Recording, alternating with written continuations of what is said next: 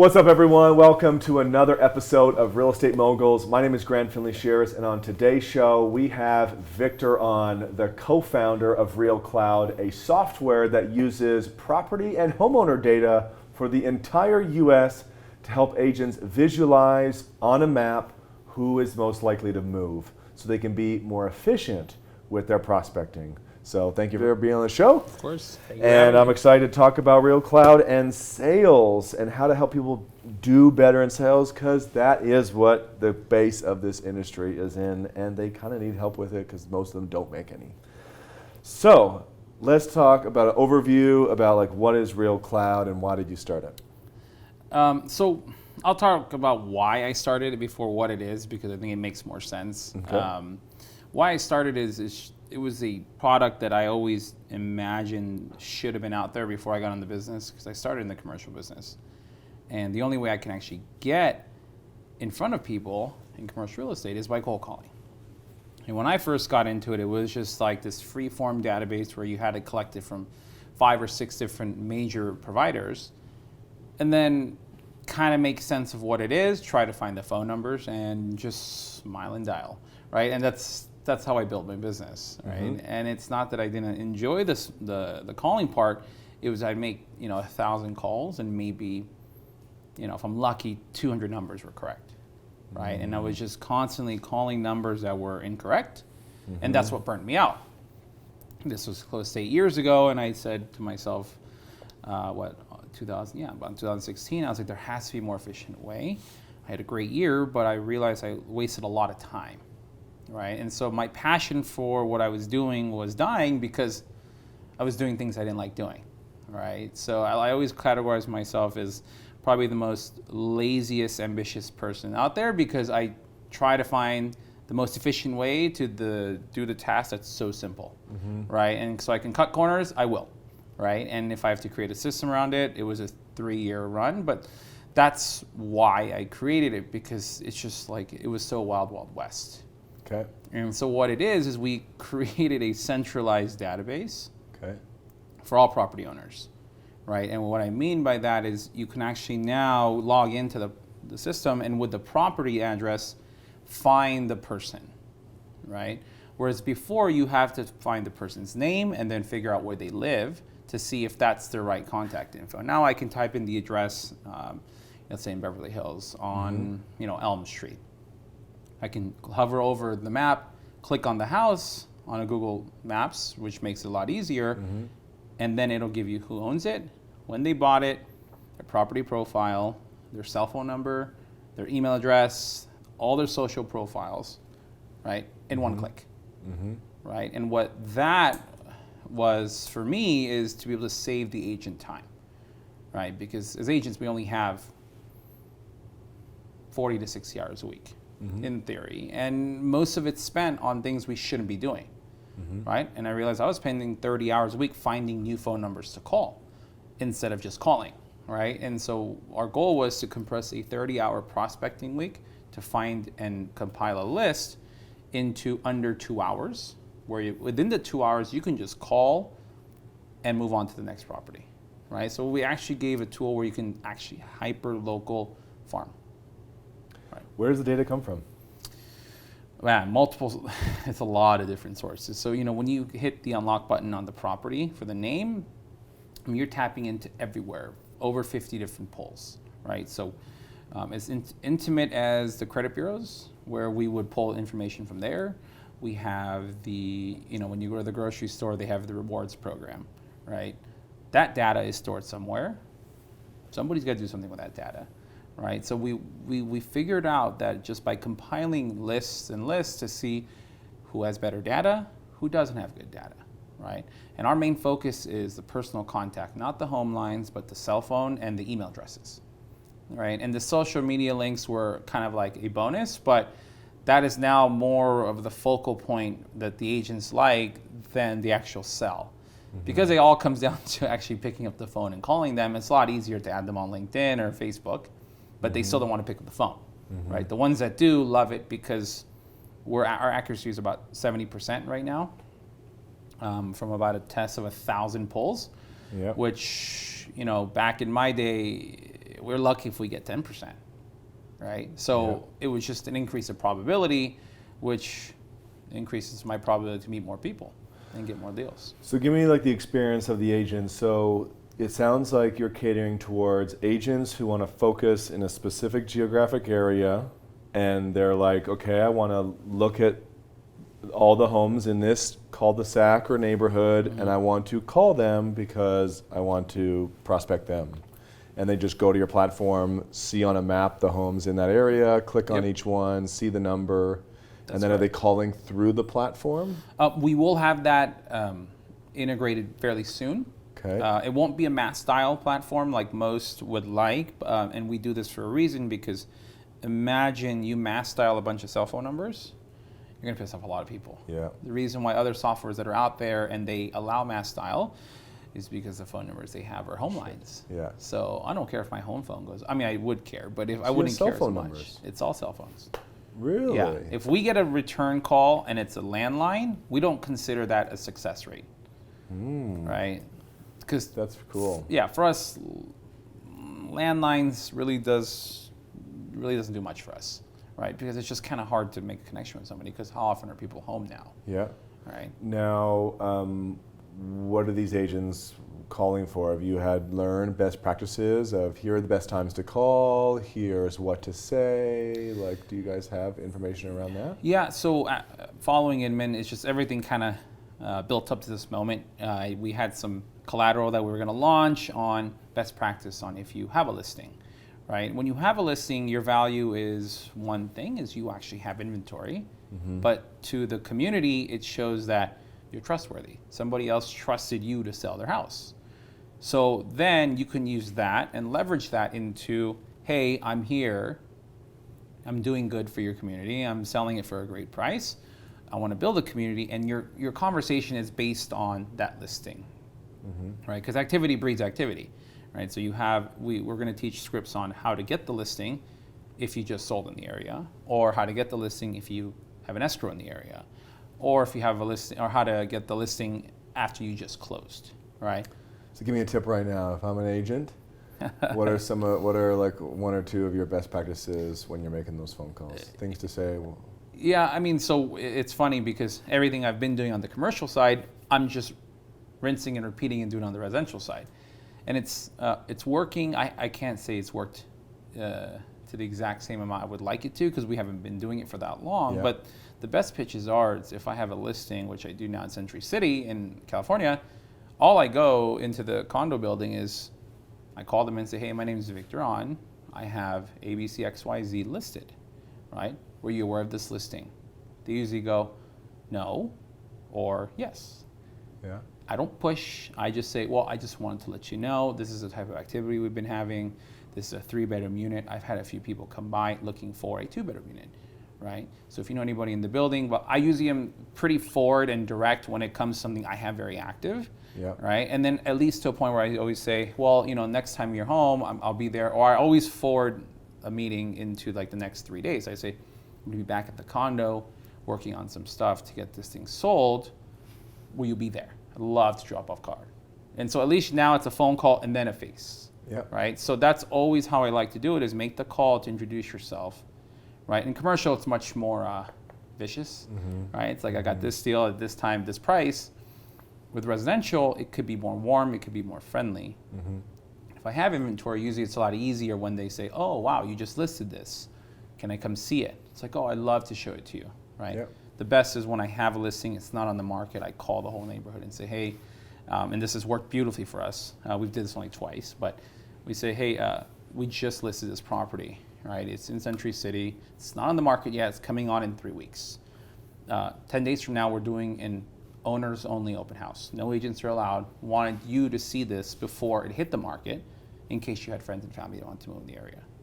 Please let me know if you can come by. We're having food catered. It's at 6 o'clock on Wednesday. That's it. Now, since I already have their phone number, I don't have to hard sell them, because they're already like, oh, shit, this guy already has my number, so I can't be too rude. And he has a listing, and he's now getting the whole community to come out to the house. Let's just show up and see what the house looks like. Generally, out of curiosity, we have about 50 to 60 people show up, but they're all homeowners. Now, it's not a hard sell. It's just This is who I am. Either we're going to mesh because you like my personality or we're not, right? Yep. So that was the 2 listings we've done with that, huge turnouts. And it was amazing, yeah. Who is your target clientele? Like, who are the agents that you're going after? Are they teams with a bunch of agents who want to call and prospect? Are they solo agents, new agents? Like, you know, the vision for this was really to level the playing field for everybody, right? So it wasn't really to help only the producing agents. It was also to create a roadmap for new agents, because again, I've only been in this industry for 8 years. So that's very new compared to most. And what it was is to take a lot of the guesswork out, to make efficient agents more efficient, and help industry professionals that haven't quite broken through yet to break through to a level where they can sustain a living.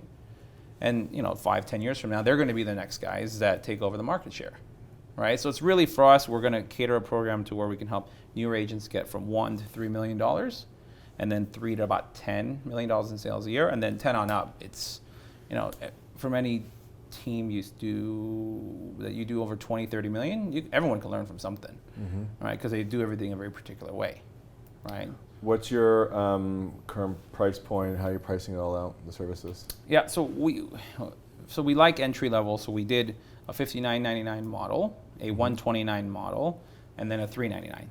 And it's just a credit system. So it's based on how often you're going to use it and how often you need it. Got it. Okay. Yeah. What challenges are you facing right now as you grow this?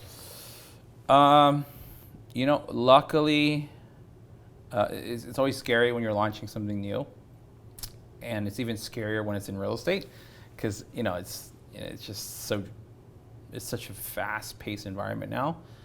Mm-hmm. We've been lucky enough to have really good partnerships with a lot of the title companies, First American, mm-hmm. Fidelity, right? We just got the full buy-in from Fidelity with Rod Gordy in the LA market, and that's been a big win for us. And so those for data, or is that for customers? It's a partnership, right? So they are the ones that are belly to belly with the agents, right? And they provide more value than I can, right? Because they know the agents intimately, right? It's like me going in and try to create a new relationship with an agent I don't know. It's going to be a sell. It's not a relationship builder.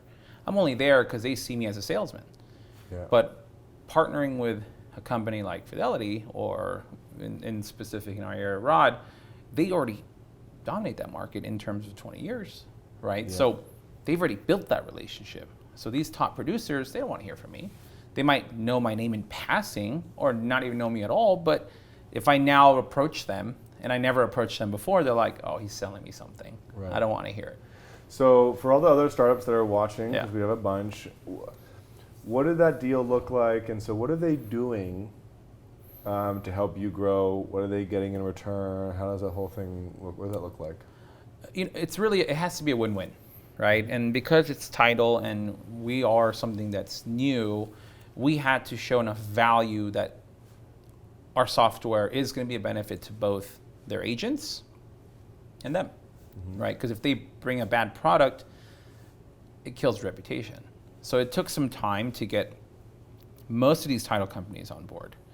And when we got them on board, the value is we help you when the agent comes back to us with our questions and they want more concerns, they want more product, we always push them back to the title rep that brought them to our system. Then in turn, they'll win the title business. Right? So it really is kind of like, it's like building a team, right? And it's like every real estate company now has 3 or 4 different products that they don't own, but they promote because it's good, mm-hmm. and they get a benefit to it because it keeps their agents happy. Do they, is there an agreement so that the agents that go through you have to use that title company? Does the title company get a piece of the revenue? No. Are they investing like money into the company? No. It's again, it's both. In this relationship, it's all, in this business, it's all relationship. And it's all in good faith. Yeah. Right. This is a lot in good faith that they're going to go out there and really promote us and push us, and that when the agents come back to us, that I'm doing everything in my power to do it right by them. Mm-hmm. Right. And so it's purely relationship based. So how do you know? Like, have they made commitments to like how much they're going to talk about it and how they're going to promote it to people? I haven't even gone that far, Okay. right? Because we as a company, well, I was so ecstatic to get some of the biggest players on board to say, wow, we're going to push this for you. And I was like, okay, they're saying they're committed. Yeah. So I'm just going to kind of see how it goes the next quarter because I really don't know. Yeah. Right. And so far, and I know most of them very well, the reps, they've been, you can see it on Facebook and Instagram. They're pushing it. You can see it. That's awesome. Right. So it's kind of hard to see if they're doing it or not. But, I'm just happy they're on board. What's your vision? Like, where do you want to see this company? Like, what does the RealCloud in 1, 2, 3 years look like? 3 years, I hope we're still alive as a company. That's number one. It's just, we have so much exposure. Even though we have a great product, it's a lot of exposure. We can do a lot of right and still lose, right? So we're really just hoping we're around in 3 years, right? And still focusing on just providing quality data, right? And just making the agent's life easier, right? Because, 3 years from now, the market's going to change and our product might be better fit than now because the market's really hot. And, when a seller gets 50 phone calls a day because interest rates are at 3.25% on a 30-year fix, they don't want to hear from you. But 3 years from now, when their interest rate, or 4 or 5 years from, not quoting when the market's going to move, but let's just say, within the 5 years, the market corrects, they are starting to get behind their payments, and you call them, it's a much warm call, right? They won't care if you're calling them 10 times a day because they need help, right? So we actually might be a better product 3 years from now because we're hitting a different need, right? But for now, we know that at least in the 1 quarter we've launched, there's enough of traction where this is working in a growing market, right? So we have to be very cognizant in 5 years or 3 years even, we might be, pretty close to the last 2008, 2009, right? So yeah, we're just trying to be as ample and dynamic as possible, but really, the big goal is to really have a 5 to 10% adoption from the agents in the United States, right? Let's talk about the sales process. Yeah. As a good salesperson that you've been in your past, as a commercial agent, residential agent, why do you think you've been able? You are good at sales, and when you look at other agents who aren't, what is it about? Like, it's not just okay, I have the numbers to call. Like, what else is it that allows you to be good at it? Oh man, it literally feels like yesterday when I was just cold calling like 10 or 12 hours a day at Marcus. And what I really feel like when an agent succeeds and doesn't succeed is when you have no other choice, right? And it's like when it's the guys that are, I was waiting tables still my first year in brokerage at Marcus. So I'd work 6 days a week, and then I'd wait tables at Cheesecake Factory just to kind of get some cash and do it. But it has to be that dire need for it to work and that kind of crazy obsessive passion that it can't not work, right? So when you have that combined with if it fails, you have nowhere to live type, right? That is, I think, what really gets you through the sales process. Because sales is tough. It's tough. Are there any people that you follow, sources that have influenced you to be better at the sales skill? You're gonna laugh. I'm, like all these motivational tapes and stuff like that. I've listened to them since I was like 15, right? It got me through a lot in my life. So, I used to listen to like the Rocky music in the morning before I'd go cold call, or I would listen to like the old Will Smith tapes where they would say brick by brick, and that's how I would get through it. There was nothing that, every time I would see a sales tactic video, to me, I felt like I was being sold on something, even though it was purely beneficial to me. I took it as, whoa, I'm being sold on something, and I would shut it down. But it was more conceptually on life when I would watch videos like on Don't Give Up. That's really what it is, right? If you have the tenacity, it's gonna work one way or another. It might take a year, it might take 10 years, but it's gonna work, right? But the scripts, what really helped for me was not so much watching it on a video, but being able to work with somebody who sold that product type, for me, was apartments. So to work with a senior associate who at the time I was like, oh, he's doing nothing for me, right? And I was kind of an idiot for saying that, but he taught me a lot. And just kind of studying what he was saying, how he was saying it, over and over, and then just kind of picking that and, oh, I can make that my own. And then going to another guy. And that's what I was really good at in the office when I was interning, is I would just go and ask these guys, hey, do you have like a couple minutes? Right? And the ones that did. And I would learn their dynamic. Yeah. Right? And that's what it was. That was like the biggest thing, is the fact that I went and put myself out there and said, hey, can you help me? Yeah. You know, most didn't, but the ones that did. Now, in sales, like, no one wants to sound like a robot and sound scripted, but no one wants to do that. And so then, once you get past that, the question is, do I still follow a script? Yeah. Or do I not? What's your take on that? So I also run a brokerage, right, in LA, about 200 change agents. And so they asked me this, and it's very funny because I have to be very careful on how I use this analogy, but this is okay. I'm just going to say, look, sales is the equivalent to dating, right? Every time you go out, you're selling yourself, right? I'm not the aggressive type when I go out and talk to women. So I can't be aggressive on the phone. It's just not who I am.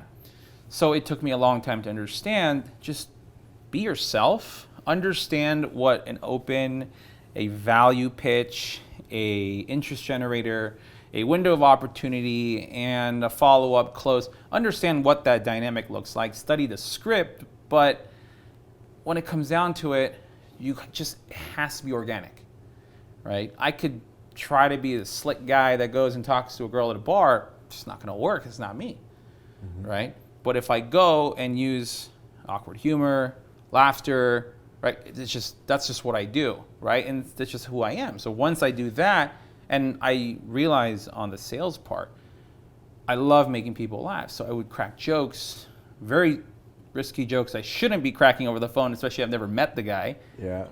But if I got a chuckle out of him, it was done. I would meet him. Yeah. And that's what I always tell them. Just understand the process, understand the structure of what a sales call is, and then forget everything about the script that they ever taught you, and just keep making calls or keep having conversation, but in your own language, right? Because eventually it's going to be your own language, right? Sometimes I have to tell myself, don't be so salesy, even though I'm not being salesy. Because now when you're selling every day, you always feel like, am I selling this person, or am I just getting to know them? Right? It's always this inner battle now. Yeah. So. All right, man. Well, hey, it's a pleasure having you on the show. Thanks so much. Of course. I think it's really cool that he has cell phone data and that he can help people be more efficient in the sales process, because you all have to do it. Whether you're a startup, a real estate agent, a broker, you all need to sell. You need to find ways to be more efficient at selling. It's part of the game. So I'm glad that there's some more technologies that help people do that. So Thanks for creating it. Thanks for having me. And if you want to learn more about some new technologies coming in the real estate space, then subscribe to the YouTube show and the podcast, and stay tuned for our next episode. I'll see you soon.